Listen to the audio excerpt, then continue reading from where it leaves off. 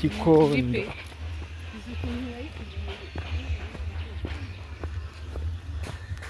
Gikondo. Ukuntu haba hameze.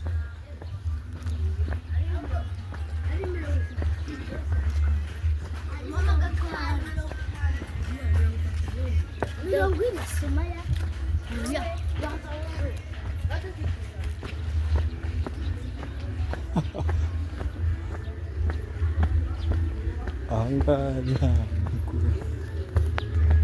Madam, hano bahita ngo iki? Ntabwo ari mu Gikondo? Igikondo? Iyi ni muri Gikondo. Aho hasi? Hano hasi ni Gikondo.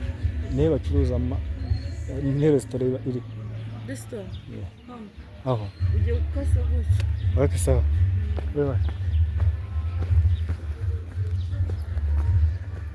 Ikomerezo.